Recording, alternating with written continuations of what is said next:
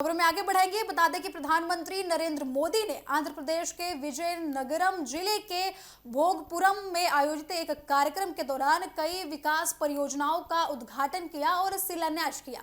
आपको बता दें कि इस दौरान उन्होंने कांग्रेस पर निशाना साधते हुए कहा कि पहले देश में बनने वाले कई हवाई अड्डों का नाम एक ही परिवार के सदस्यों के नाम पर रखा जाता था, लेकिन एनडीए सरकार ने इस परंपरा को पूरी तरीके से बदल दिया है। प्रधानमंत्री ने भोगपुरम में नवनिर्मित अल्लूरू सीताराम राजू अंतर्राष्ट्रीय हवाई अड्डे का उद्घाटन किया। इस अवसर पर उन्होंने कहा कि ये केवल एक हवाई अड्डे का उद्घाटन नहीं है, बल्कि आंध्र प्रदेश के विकास, पर्यटन, निवेश और रोजगार के नए दौर की शुरुआत है। उन्होंने कहा कि आज के दिन जो है आंध्र प्रदेश के लिए काफी ज्यादा ऐतिहासिक होने वाला है, क्योंकि 18,000 करोड़ रुपए की विभिन्न विकास परियोजनाओं का शुभारंभ वहां पर किया गया। अपने संबोधन में प्रधानमंत्री नरेंद्र मोदी ने कहा कि विकास कार्य इस बात का प्रमाण है कि आंध्र प्रदेश नई गति से आगे बढ़ रहा है। उन्होंने कहा कि केंद्र सरकार का उद्देश्य देश के हर क्षेत्र तक आधुनिक बुनियादी ढांचा पहुंचाना है, ताकि विकास का लाभ अंतिम व्यक्ति तक पहुंच सके। इसी दौरान प्रधानमंत्री ने कांग्रेस पर राजनीतिक हमला बोलते हुए कहा कि पहले की सरकारों में एयरपोर्ट और अन्य महत्वपूर्ण संस्थाओं का नामकरण एक ही राजनीतिक परिवार के इर्द गिर्द के जो है केंद्रित रहता था। उन्होंने ये भी कहा कि उनके सरकार ने इस परंपरा को समाप्त कर दिया है और अब देश के महान स्वतंत्र सेनानियों, संतों और समाज सुधारकों को सम्मान देने के नाम पर ये कार्य किए जा रहे हैं, और कोई भी नई परियोजना का शिलान्यास किया जा रहा है तो उसका नामकरण जो है बड़े नामों पर किया जा रहा है, ना कि पारिवारिक नामों पर किया जा रहा है। प्रधानमंत्री ने यह भी कहा कि अयोध्या के हवाई अड्डे का नाम महर्षि वाल्मीकि के नाम पर रखा गया है, जबकि पंजाब के एक हवाई अड्डे का नाम संत रविदास के नाम पर रखा गया।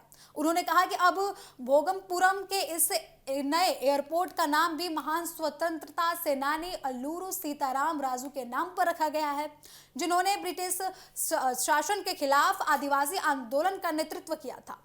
प्रधानमंत्री ने कहा कि ये देश के उन महान नायकों को सम्मान देने का प्रयास है जिनका योगदान लंबे समय तक अपेक्षित पहचान जो है उनको नहीं मिल सका था, उनके योगदान को कोई भी पहचान नहीं मिल सकी थी। आपको बता दें कि प्रधानमंत्री नरेंद्र मोदी ने अपने भाषण में देश के नागरिक उड्डयन क्षेत्र के विस्तार का भी उल्लेख किया। उन्होंने कहा कि वर्ष 2014 तक देश में केवल 74 एयरपोर्ट संचालित थे, जबकि आज उनकी संख्या बढ़कर 166 हो चुकी है। उन्होंने इसे पिछले एक दशक में देश के एविएशन सेक्टर की बड़ी उपलब्धि बताया है। उन्होंने कहा कि पहले हवाई यात्रा केवल बड़े शहरों तक सीमित रहती थी और एक सीमित वर्ग तक रहती थी, लेकिन अब छोटे शहरों और कस्बों के लोगों को भी विमान सेवाओं का लाभ उठाने का मौका मिल रहा है। प्रधानमंत्री ने कहा कि केंद्र सरकार की क्षेत्रीय संपर्क योजना उड़ान ने इस बदलाव में महत्वपूर्ण भूमिका निभाई है। उन्होंने बताया कि सरकार ने हाल ही में उड़ान योजना के दूसरे चरण की शुरुआत की है, जिसके लिए लगभग 29,000 करोड़ रुपए का बजट निर्धारित किया गया है। प्रधानमंत्री नरेंद्र मोदी ने आगे ये भी कहा कि सरकार का लक्ष्य केवल नए एयरपोर्ट बनाना नहीं है, बल्कि देश के हर क्षेत्र को बेहतर कनेक्टिविटी उपलब्ध कराना है। बेहतर हवाई संपर्क से पर्यटन को बढ़ावा देना है, निवेश आकर्षित करना है और स्थानीय युवाओं के लिए रोजगार के अवसर बढ़ाना है। भोगपुरम एयरपोर्ट को सार्वजनिक निजी भागीदारी मॉडल के तहत विकसित किया गया है। आपको बता दें कि ये परियोजना आंध्र प्रदेश के आर्थिक विकास में महत्वपूर्ण भूमिका निभाने वाली मानी जा रही है। इसके अलावा प्रधानमंत्री ने विशाखापट्टनम में सेमीकंडक्टर परियोजना की आधारशिला भी रखी, जिसे भारत सेमीकंडक्टर मिशन के तहत आंध्र प्रदेश का पहला सेमीकंडक्टर विनिर्माण केंद्र बनाया जा रहा है।